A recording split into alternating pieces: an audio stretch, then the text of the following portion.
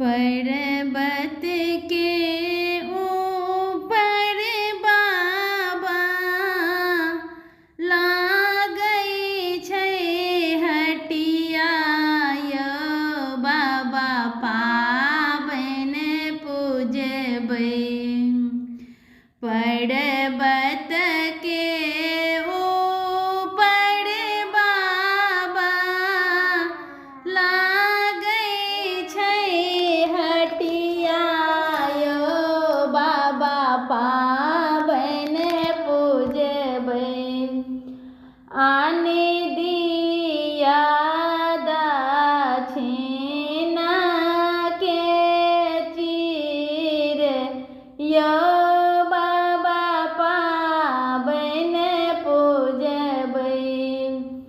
आन दिया दक्षिणा के चीर यौ बाबा पाबनि पूजबै।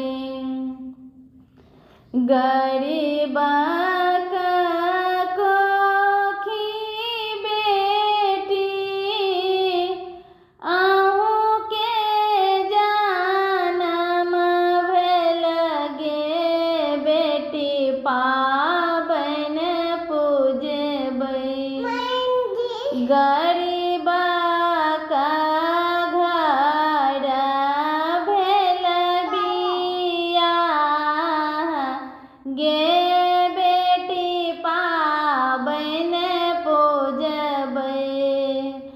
गरीबक घर भेल बियाह गे बेटी पाबनि पूजब। घोड़बा चढ़ल बथिन रामचंद्र दुल्हा हे धनी पाबनि पूजथिन। आन देलखिन दक्षिणा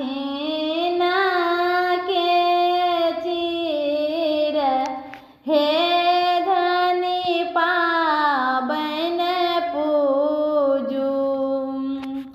पहिर ओहि रे बेटी बाबा गोड़ लागल हे बाबा